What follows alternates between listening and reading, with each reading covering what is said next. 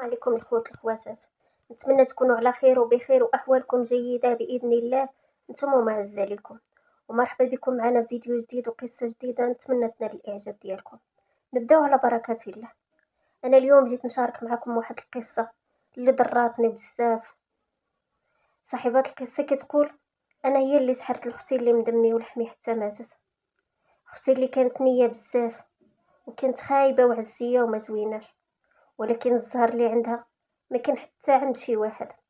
انا الصراحه كنت زوينه عليها حيت خرجت كنشبه لماما، عويناتي قهويين وشفرانيق داش طوالين وبيضه. الصراحه ديالله كنت زوينه، كبرنا مع بعضياتنا. هي كانت حنينه بزاف، ولكن مع عند الله ما كنت كنحملها. كانت كتجيني في شكل بديك المحنه ديالها، كانت كتجيني بحال اللي مدلولها. الوقت اللي كنت كنمرض كانت كتبقى سهرانه فوق راسي، وكل ساعه كتطلع ليا وتقول لي: اختي واش شويه، اختي واش نجيب لك شي حاجه، اختي شنو بغيتي، اختي واش نديك للطبيب. حتى كنت كندور فيها كنقول لها غير سيري تنعسي، واخا هكاك كانت كتبقى سهرانه حدايا حتى الصباح. ولكن فاش كانت كتمرض هي، والله ما كاين اللي كان كيتسوق ليها، لا انا ولا ماما.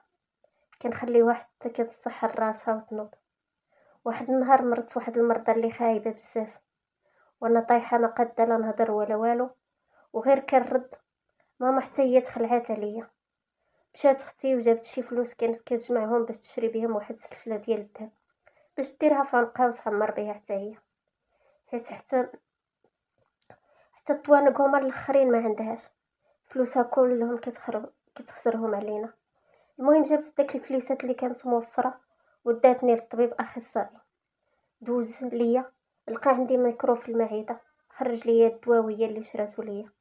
صراحه ما شات ليها والو، وجابتني للدار وكانت مقابلاني كتعطيني الدواء وتعطيني ناكل. المهم دازت شي ايامات وصحيت شويه. المهم اعتنت بيا دوك الايام كاملين، كتوجد ليا الماكله بحال تقول هي الام ديالي، حيت هي كبر مني بشي 6 سنين. ديك الساعه انا كنت عندي 20 عام وهي كانت عندها 26 عام. المهم ملي صحيت ما شكرتها ما والو، بديت كنجمع في البلاكار ديالي كنمرون، وما لقيتش الطوانقي ديال الذهب، حيت انا كنت شرات لي ماما 3 ديال الطوانق ديال النقره وجوج ديال الذهب وسلسله ديال الذهب وخاتم، وهي ما شرات ليها حتى شي حاجه. المهم من بعد داز واحد العام تزوجت انا، وهي لا ما تزوجات. مسكينه فرحات لي في عرسي وما كنت قدها فرحه، وخا هي الكبيره وانا الصغيره. تقول هي اللي غادي تتزوج. وليت كنجي للدار عند ماما كنفوح عليها زعما راني مزوجه، ديما كنلوح ليها الهضره ديال البايرات. ما تزوجتوش كنقول ليها فات عليك الدران، ونبداو نضحكوا عليها انا والام ديالي. من بعد ما دازت واحد المده ديال 3 سنين طلقت وجيت لدارنا. وغير طلقت جا هي خطبها واحد السيد من فرنسا، ولكن الاصل ديالو مغربي. دار المشروع ديالو خاص هنايا، كان ميسور ولاباس عليه. كانت خدامه عنده وشافها ظريفه وداخله سوق راسها، وجا خطبها وتزوج بيها. دار ليها عرس اسطوري ديال 1000 ليله وليله. انا في عرسها حبست الدموع غير بزاف، حيت ولات لاباس عليها. شرا ليها شحال ديال الذهب والقفاطن والحوايج، وانا شداتني الغيره. حاولت باش نتقرب منه شحال من مره والو، وانا كنقول لاش ماشي انا اللي نكون في بلاصتها، ولاش علاش ما يكونش انا راجلي هذا. عماولي العينين وتوسوست ومرت، حيت انا زوينه عليها، انا اللي خصني نكون بلاصتها. المهم مشيت لعند عند واحد المشعوذه باش نسحر ليها باش تطلق منه، وفعلا داكشي اللي كان. باش بغيتها تكره راجلها وما تبقاش كتحمله باش نتزوج انا به، حيت ما تقبلتش داك الفكره انني انا زوينه عليها وبيضه عليها وصغر منها، وتزوجت قبل منها في ظرف 3 سنين ورجعت لدارنا وهي اللي خايبه وما فيها ما يتشاف. بقات حتى بارس، وصلت اكثر من 30 عام. جات تزوجها مغربي جاي من فرنسا وداير مشروعه الخاص ولاباس عليه. ما بغاتش تدخل لي في راسي، ودار ليها دار بحال القصر. اش منك يا فراش، اش منك يا ماعن. وشحال شرا ليها ديال الذهوبات والعرس اللي كيف ما قلت لكم دار ليها عرس ديال 1000 ليله وليله. في عرسها حبست الدموع غير بس، وتفقست واحد الفقصه اللي مرت فيها شحال، حيت من صغري ماما ديما كانت كتقول لي انتي اللي زوينه وانتي باينه غادي تاخدي شي راجل لاباس عليه. دارت ليا ماما كيف ما قلت لكم 3 ديال الطوانق وسلسله وجوج ديال الخواتم ملي كنت مازال عاد صغيره، ومازال حتى ما تزوجت، وهي ماما ما شرات ليها والو، وهي بدات كتجمع الفلوس باش تشري سلسله ديال الذهب. ملي داتني للسبيطار وشرات ليا الدواء داك الفلوس اللي جمعات. المهم كيف ما قلت لكم كانت حنينه فيا بزاف، ولكن انا ما شفتش داكشي اللي كانت كدير معايا.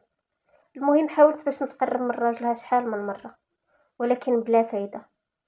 والمهم انني سحرت ليها.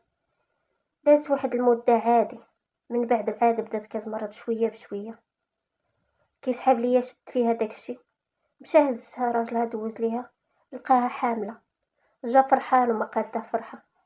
مشى بدا كيجيب ليها داكشي علاش كتوهم. انا صافي زادت شداتني واحد الفقصه والبكيه، كنتسنى غير فوقاش يشد فيها السحور باش نتهنى منها خلاص، حيت طلعت لي فراسي.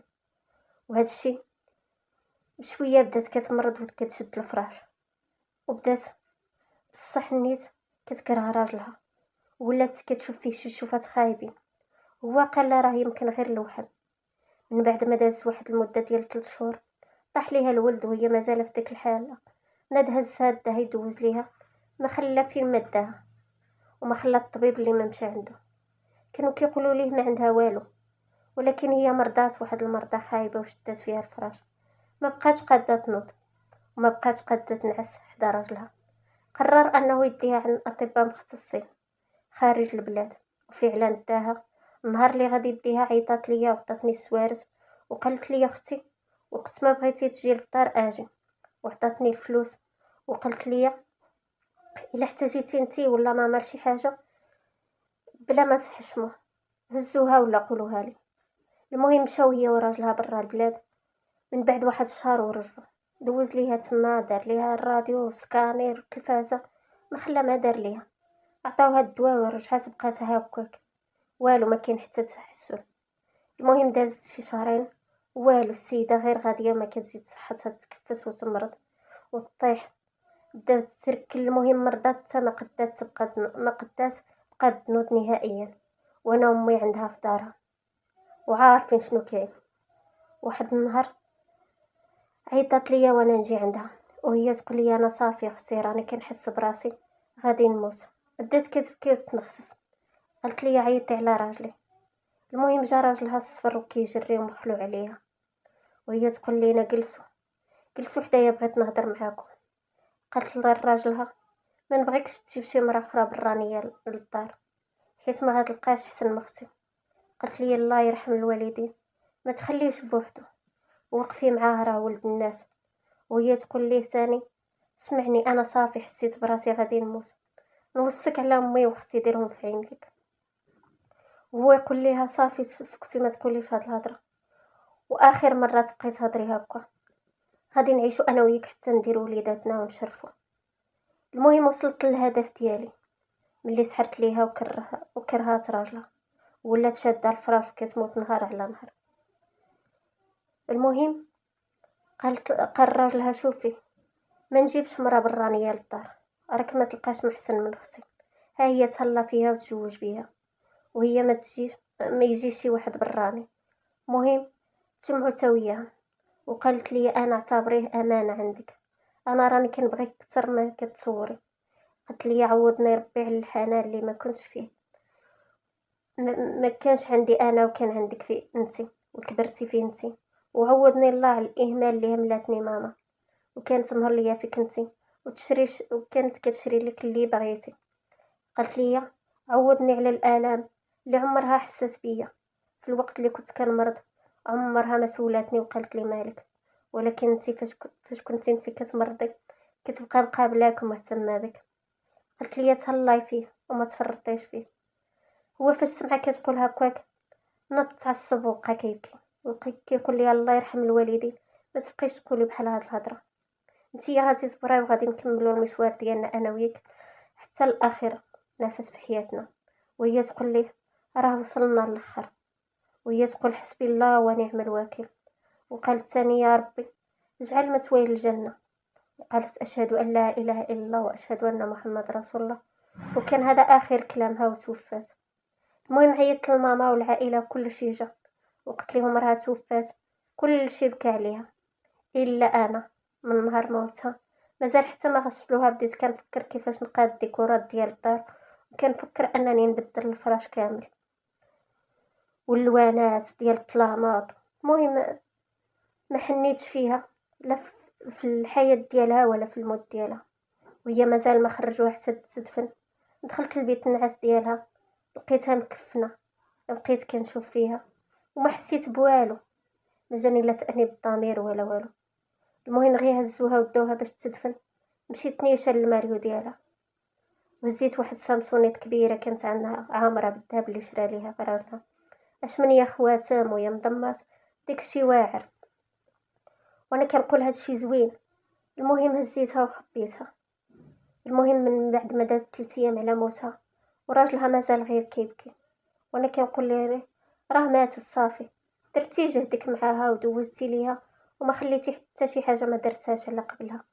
ولكن هذا فين وصلها اجلها، وربي بغاها ما عندنا ما نديرو. وهو كيقول لي راني تكويت فيها، راها هي كل شي في حياتي. ناري خوتي ما كرهتش نطيح عليه نقج فاش سمعتو كيقول داك الهضره. المهم من مور موتها بواحد 4 شهور تبدا شويه كيرجع لحياته الطبيعيه. بديت كنحاول باش نتقرب منه. انا ما عاودش مشيت للدار، انه بقيت انا وماما تما عنده. بديت كنحاول نتقرب منه بكل الطرق. كندير حركات مثيره، كنلبس المزير والقصير، ولكن والو بلا فايده. وهي تقول لي الوالده خصنا نطيحو في الشبكه ضروري قبل ما يتزوج بشي وحده اخرى ونبقاو على الدص انا وياك. المهم واحد النهار حل البلاكار ديال مرتو ما لقاوش الذهب ديالها. عيط ليا قال لي فين هو الذهب اللي كان هنا. قلت لي اختي كانت عطاتو لي قبل ما تموت نخزنو ليها في الدار عندنا. قال لي ما يمكنش. بديت كنحلف ليه ونعاود. قال لي واخا جيبيها ليا. غدا وديك الليله اتفقت مع ماما باش لا غد ليه نطيحو في الشبكه باش نتزوجو. وافقات ماما وقالت لي غدا ملي تفيقي دوشي وقادي الحاله. صافي اتفقنا ونعسنا. وكان حلم المرحومه كتقول لي لا اله الا الله حسبي الله ونعم الوكيل، انه لا يفلح الساحر حيث اتى. لا غد لي غادي تكون الصدمه اللي غادي تقلب حياتي. وليت كنفضل الموت، وليت باغيه نموت وما بقيتش باغيه نعيش. المهم ملي اتفقت مع ماما باش لا غد ليه في الصباح نخرج وتخليني مع راجل اختي اللي سحرت ليها حتى ماتت باش نتقرب منه ونطيحو في الشبكه ونتزوج بيه انا. قالت لي يا ماما مزيان، ولكن ملي تفيقي كيف ما قلت لك تقادي ولبسي حوايج زوينين. صافي اتفقنا على على على الخطه اللي غادي نديرو. المهم فيقاتني ماما مع 9 ديال الصباح وقالت لي يلا نوضي عومي وقضي الغرض انا خارجه صافي. المهم مشات هي طليت عليه لقيتو مازال ناعس. مشيت بغيت ندوش. شوفو خسر بوحدو. خسر غير بوحدو. ما عرفت مالو، عاد كان خدام. قلت مع راسي ندخل البوطه والمقراش وداكشي اللي درت. ويلا بديت كنحيد حوايجي كنقول الا شافني هكا غادي يدوب، ماشي بحال ديك الخايبه ديال اختي اللي كان مزوج بيها. ساليت بالتدواش بقى ليا غير التشلال. كبيت مقراش سخون في السطر وبديت كندير في الصابون. نسيت واش سخون وما زدتش عليه الماء بارد، وانا نهزو ونكبو من فوق راسي. تسلقت وبديت كنغوت. واش عرفتو الالم اللي حسيت بيه ولا ما عرفتوش؟ فاق كيجري هو فسمعني كنغوت وجا لعندي حل عليا الباب وجاب واحد الفوطه وهطاني وخرجني هكا كداني للسبيطار ديال الجلد. لحمي كله تكمش، كل شي ولا ما فيه ما يتشاف. وعيني مشات ليا ولات كامله بيضه ووجهي تخسر ليا، ما بقى عندي لا شعر ولا شفره. المهم لحمي ولا ما فيه ما يتشاف خسر. تكمشت وبقيت في السبيطار اكثر من مده ديال شهرين لان الحريق كان عندي من الدرجه الاولى. مهم من بعد ما ساليت داك الوقيته تكون فيا السرطان في البزوله ديالي حيت تضرات بزاف. لدرجة ولات كتفرقع وكيخرج منها القيح والدم. اكتشفوا بلي تربى لي ميكروب ودار لي سرطان. ما قدوش يحيدوها لي لان اللحم ديالي كان مازال خامج بزاف. المهم دازت واحد المده ديال 6 شهور والمرض ديالي تطور بزاف ولا في الدرجات الاخرى. حيدوها ليا ولكن قالوا لي راه المرض مشالك في لحمك وفات الفوت. المرض مشالك في ذاتك كلها. وليت شاده الفراش وليت كنحلم بختي كل ليله. لحمي كله خامج فيا السرطان وما بقى لي والو نموت. عارفه راسي انني ظلمت اختي ولكن كنت نستاهل انني نكون في بلاصه حيت انا اللي كنت زوينه عليها وحسن منها بألف درجه. وكنت من صغري ماما كانت كتقول لي زينك غيجيب لك راجل لاباس عليه. وكانت فين ما مشات ديني معاها وهي كنا كنخليوها في الدار. ساعه هي اللي ربحات وجاب ليها ربي راجل ميسور ولا باس عليه. عارفه راسي غلطه ولكن مع ذلك ما ندمتش.